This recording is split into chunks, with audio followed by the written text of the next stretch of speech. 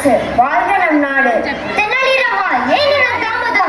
வரும் வழியில ஒரு குழந்தை அடம் பிடித்து என்னை பாடாப்படுத்தியது.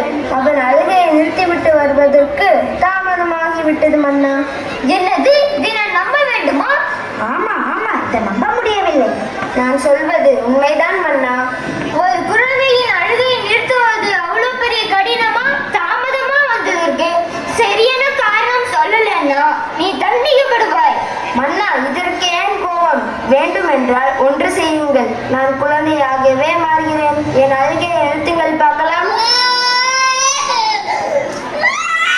என்ன தென்னாலி திடீரென்று அழுகிறான்?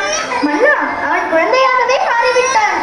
குழந்தையே, ஏன் அழுகிறாய்? உனக்கு என்ன வேண்டும்? எனக்கு ஒரு பானை வேணும். யார் அங்கே? குழந்தைக்கு அழகான பானை கொண்டு வாருங்கள்.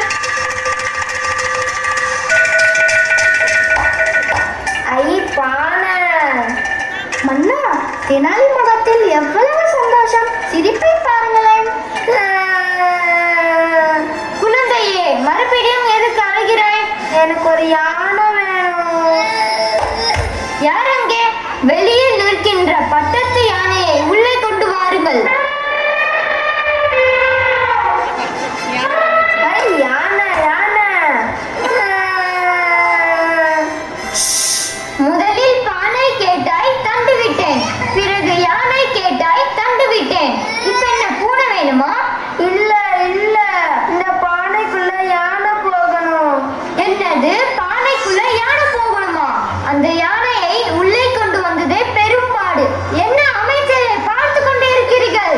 ஏதாவது சொல்லுங்களேன். மன்னா, எனக்கு ஒரு யோசனை. இந்த யானை அளவுக்கு பானை செய்து அதில் யானையை போக வைத்தால் என்ன? நீ ஒரு மண்ட அமைச்சர் என்று நிரூபித்து விட்டாய்.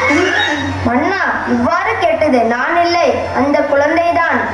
சரி சரி தெனாலி, உன் அழுகையை நிறுத்து. நீ தாமதமாக வந்ததற்கு இதுதான் காரணம் என்று நான் ஒப்புக்கொள்கிறேன். சரி, அந்த குழந்தையை எப்படி சமாதானப்படுத்தினாய்?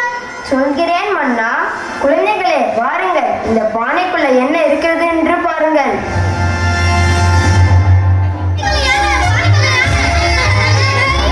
அமைச்சரே, நீங்களும் வாருங்கள். ஆமா ஆமா, பானைக்குள்ள யானை. மன்னா, நீங்களும் வந்து பாருங்கள். தெனாலி, என்ன இது? பானைக்குள் 2 ஓட்டையை போட்டு எங்கேயோ ஒரு யானையை பானைக்குள் வருவதாக காட்டி என்னை ஏமாற்றி விட்டாய். மன்னா, கோபம் வேண்டாம். ஒரு குழந்தையை சமாதானப்படுத்த நான் செய்த தந்திரம் இது. என்னை மன்னித்து விடுங்கள் மன்னா.